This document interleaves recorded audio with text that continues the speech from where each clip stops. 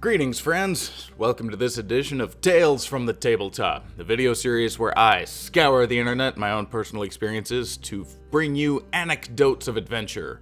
The fun, the funny, the farcical, and the teachable moments from Warhammer to D&D and everything in between, and I take my favorite one, and I illustrate it for your listening and viewing pleasure. Thank you so much for joining me. It's good to have you again. Today's first story comes from Brom, and Brom writes, "Our DM prepared a sphinx with 3 riddles that had to be solved. One of our group knew all 3 of them almost immediately because they were that simple to him. But to rub salt into the wound, after each riddle answered correctly, the player would ask a riddle of the sphinx himself.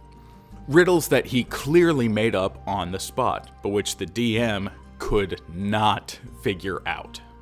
The worst thing was, the improvised riddles weren't even that hard. One of them was the following, which I made sure to write down to use myself one day. I am a common sight, I am a common blight, unbeloved despite my golden locks, forced to stand on grass, in cracks, and on rocks, unnoticed until my hair turns gray, and with a gust of wind, all goes away." The DM couldn't figure it out, and even tried to sneak a peek at the notes and scribbles the player had made when he wrote it. None of us figured it out in the moment. Turned out the answer was simply dandelion. The DM prepared a few riddles that he made up himself and that he was very proud of, and they were solved immediately. During this riddle duel, the Sphinx answered 3 riddles wrong, so the player condemned her to not pass his position. I don't think the DM planned on making her a reappearing character or anything, but if he did, he scrapped that idea right away. And now an anonymous story that serves as a cautionary tale to not begin a campaign during a long night of drinking. OP writes, "I'd like to tell you about Marco. Marco thinks that Warhammer Fantasy is the perfect game with the most beautiful lore of all, but he never found anyone to play it with. However, he has read many books and manuals about the setting, his favorites being the Gotrek and Felix sagas, which I am not familiar with, never read, and can't remember despite him telling me about them repeatedly. Marco apparently doesn't grasp the concept of serious gaming. For him, role-playing should primarily have humorous elements. It is an excuse to get together and goof around, which tells me that Marco and I would get along swimmingly." This very short story took place a few years ago in the winter in the garden of a seaside house. 4 guys around 25 years old sitting at a table, well lubricated with booze, a large meat dinner, and the soothing warmth of the bonfire. We were discussing this and that, mainly anime, manga, and American comics, when with shining eyes, Marco showed us the game he had brought for the evening, Warhammer Fantasy Roleplay. Honestly, the 3 of us weren't very enthusiastic. One of us was completely drunk. Another was completely stoned, and I'm just not a big fan of the setting. Which is fine, OP, you're allowed to be wrong once in a while. Marco convinced us to create characters, backstories, and roll some dice. He had prepared an awesome story and thought it might become a campaign.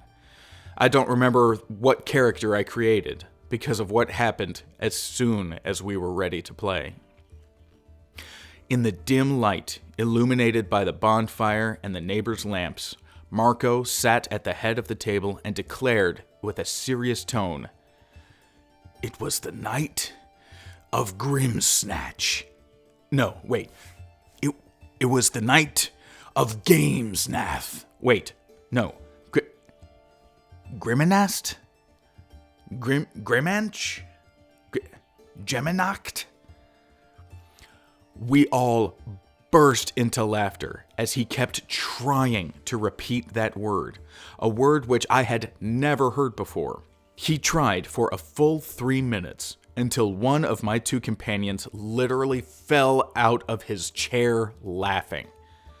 He laughed so hard and so long he turned blue. By then, we had wasted about 2 hours making character sheets for characters we would never play. But damn did we laugh. For the rest of the night, we heard Marco repeating, Grimaced? Genichat? No. Grimacenatch? About a year after this story, I was at Marco's house, and I asked to use the bathroom.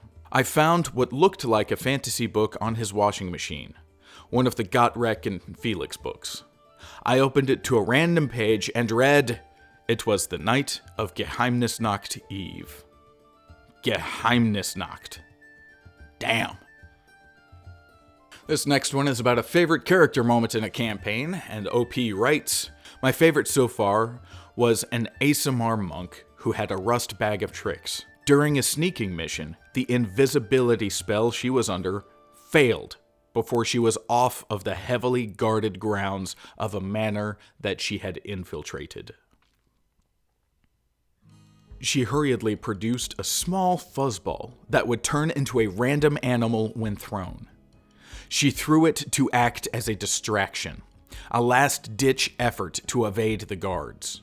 She rolled 1d8 to determine the animal it would turn into, and she rolled an 8. The small fuzzball her character threw at the guards and dogs turned into a bear. Highly distracting, for sure. And wouldn't you know it, the bear survived the encounter. The party later rescued that bear and freed him in the woods, where he met up with a lady bear and created a little bear family. I love a happy ending. This next story comes from Kevin, and he describes how his players fell in love with a particular NPC and how love so easily can turn into grief. Kevin writes, as a DM, my favorite moment was most of the way through a several years-long campaign. Due to situations, I was controlling several NPCs that had heavy story involvement, but I tried to find the sweet spot between being involved but not stealing the player's spotlight. It is supposed to be their game after all, so I usually erred on the side of focusing on the players. Situations had evolved, and one of the players was needed to escort the NPC to a side quest. No biggie. The players routinely expressed their appreciation for this NPC. However, things were chaotic in the story, and events got carried away. The NPC had to leave for the quest alone. It is important to note at this point that a regular mantra of mine was, you can ask for anything, but there is a price for everything. Eventually, the players realized they had missed the deadline for the quest, which I had repeatedly mentioned, and I had stressed that the deadline was hard and fast.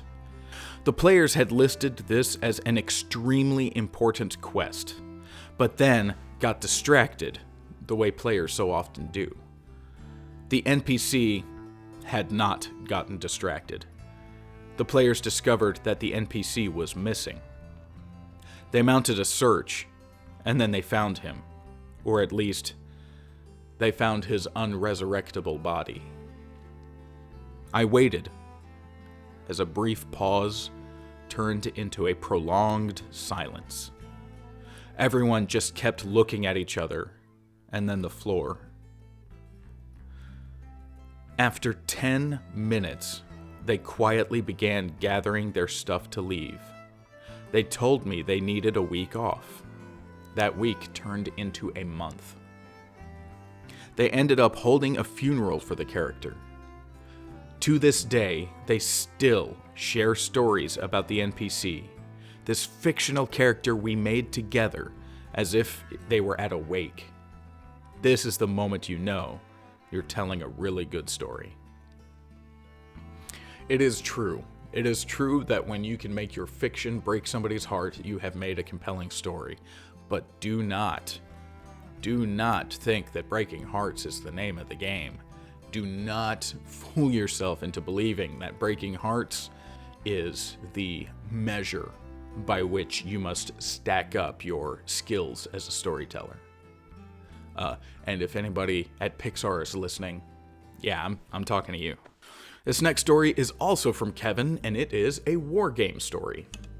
Kevin continues, "When I was in high school, my dad was a part of a slowly collapsing war game group.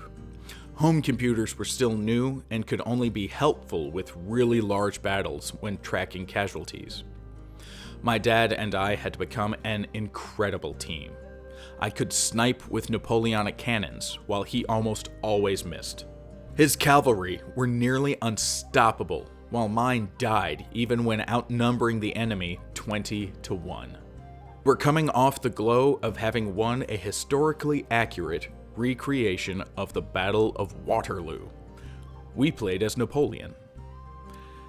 After that, the club made a new rule. We were not allowed to team up anymore.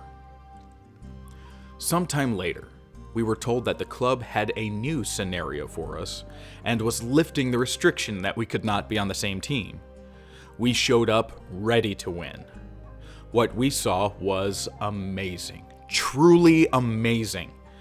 The setup was massive and extremely accurate, and it was surrounded by so many figures. They handed us a small box and said, 'You get to be the Texans.'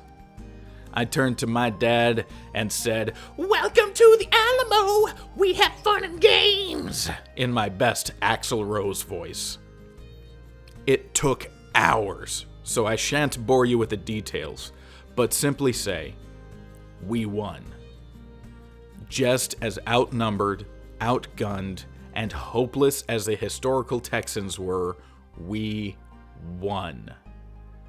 After our victory that day, we were never allowed to be on the same team." That's such a beautiful story. I love it, and I like that I could live vicariously through it, because I would have loved to do stuff like this with my dad, and just, man, how much fun would that have been? Alright, this next story is the one that I've been illustrating the whole time, so I hope it was worth the wait. Strap in and get ready. This one is from World Gone Away, and it is titled, "The Tale of General Justice."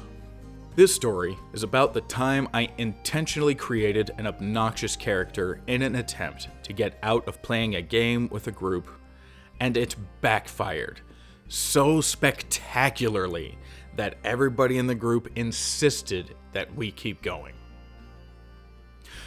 These guys were not my primary group. They were a mishmash of people with whom I got acquainted while I was working at a pawn shop. The pawn shop was right next to my local game store, so we got a lot of the same customers on the regular. My primary group was playing D&D, but one of the groups at the store was playing Rifts. When the Rifts game concluded, one of those players decided he wanted to try to run Heroes Unlimited. I told him that I really wasn't in the mood for that, and they should keep going and I would just sit it out. I don't have anything against the game, but I just wasn't in the mood. The GM wasn't rude or anything, but he did not leave it alone. Every day for the next week, he came into the pawn shop to bother me about coming to play the game. I initially declined. Then I started getting kind of angry. Instead of coming unglued on this guy, I made an absolutely terrible decision. I would only play on the condition that I could make any character I wanted, and if it annoyed him so much that that character got killed, he had to stop bothering me about it. He enthusiastically agreed. The GM knows you. The GM knows you and knows you very well. Of course he agreed. I'm willing to bet that the GM knows what you were going to do, and that's why he was on you to get into the game. But I digress. So I created General Justice. GJ was the most hyper-American superhero parody I could come up with. His secret identity was the pastor of a megachurch. He absolutely could not get away from wearing purely red, white, and blue clothes. He was devoted to American Jesus and to America writ large. Long live the red, white, and blue. Hallelujah. Amen. Buy some Jesus merch on your way out. In his superhero form, he wore a primarily white spandex suit, blue boots, red gloves, and a mask that covered everything but his mouth and eyes. The suit had something that looked like the Federal Reserve seal on his chest, but it had a bunch of random crap about the Second Amendment encircling it. For those outside of the U.S., the Second Amendment in the United States Bill of Rights, which is part of the Constitution, is the amendment about private citizens' the right to bear arms. The interpretation of this right is rather contentious, and in fact, the Supreme Court is reviewing a case of it at time of filming. I digress. He had a cape that was basically an American flag, and he carried 2 fully automatic assault rifles for which he did not possess a permit of any kind. He would frequently call out attacks named for American folk heroes. He had a predisposed dislike or distrust for any country that wasn't the United States. And he didn't use a different voice or anything to change his personality traits, whether or not he was in his secret identity. He was so very, very loud and extremely opinionated. I mean, you said he was American, but I digress. As a result, the stealth missions were just delightful. The very first session, I got the party banned from a Chinese restaurant for delivering a John Hancock kick to one of the waitstaff for speaking what he thought was a secret communist code to his coworkers. I knew that we were supposed to get the setup for our first real mission from that, and all they did was laugh. I did everything I could to try to inconvenience the party enough that I would get kicked, but it didn't ever work out that way. I had our contact put under citizen's arrest for the first actual quest. I hijacked a news conference to rant about immigrants, dropped an Abraham Lincoln karate chop on a gun dealer that I thought was a communist sympathizer, and ran a Paul Bunyan pile driver on one of the other player characters for trying to stop me. Paul Bunyan pile driver, band name, I call it.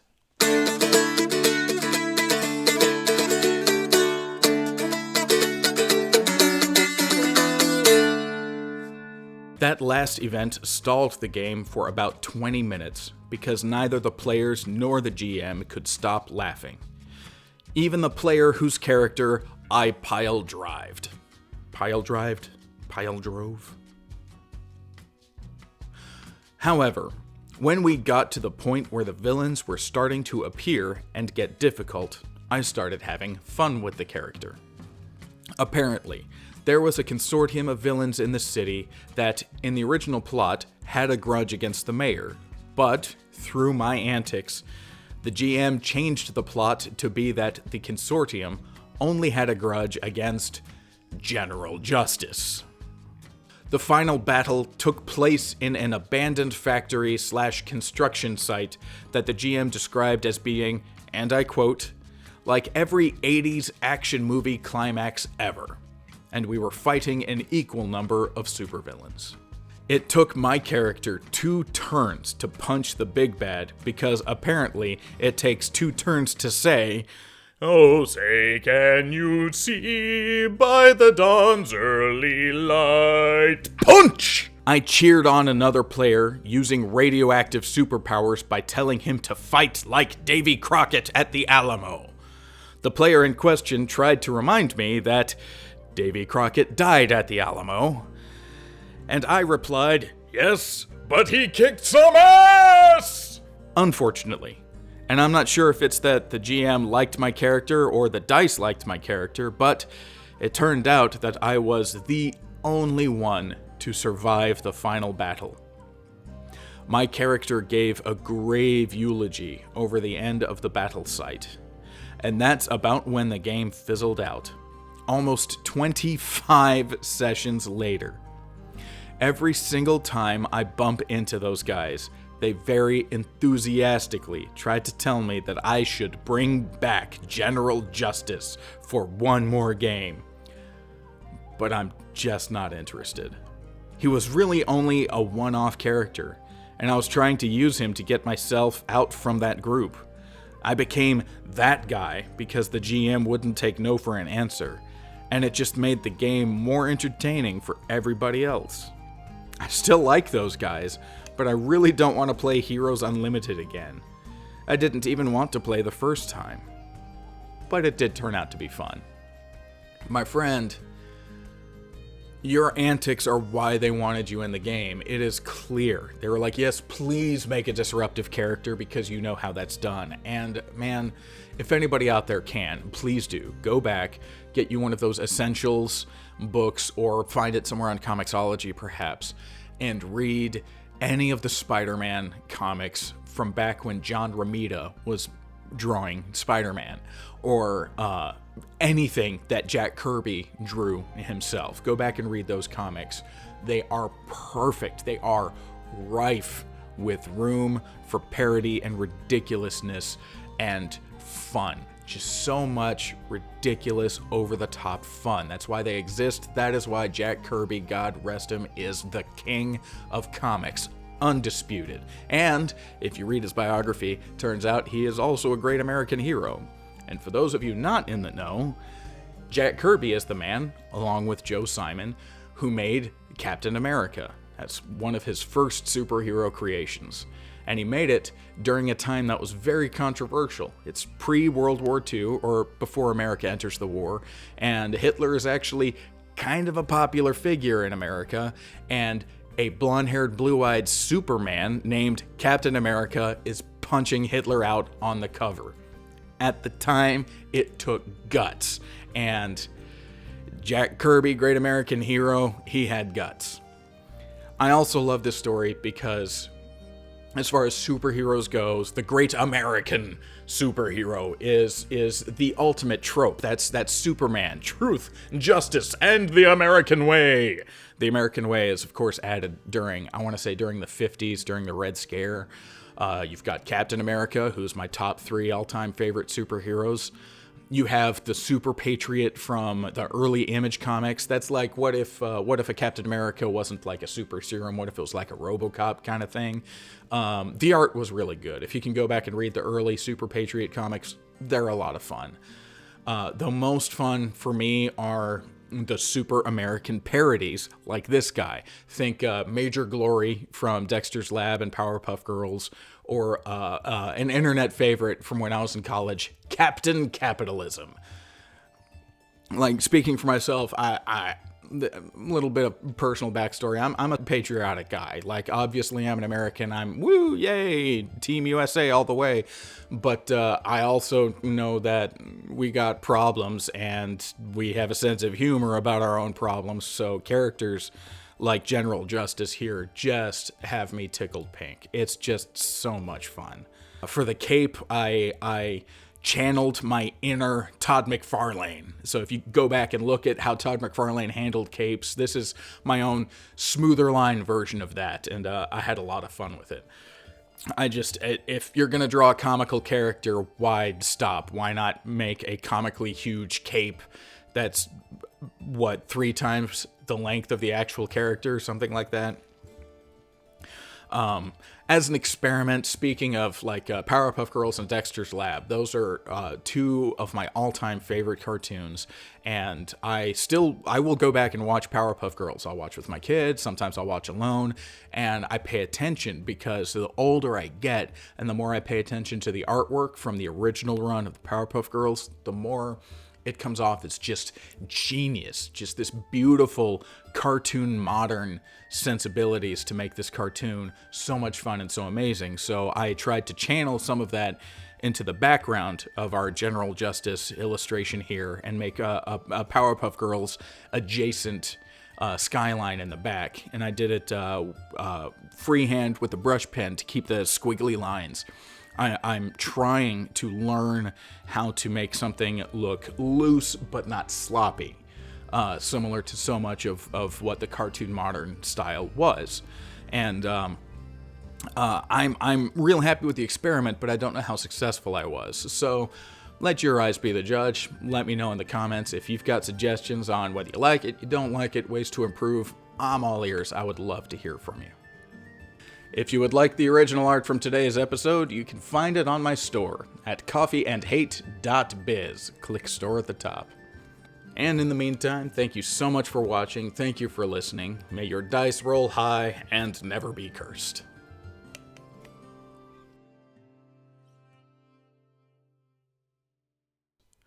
During a sneaking mission, like,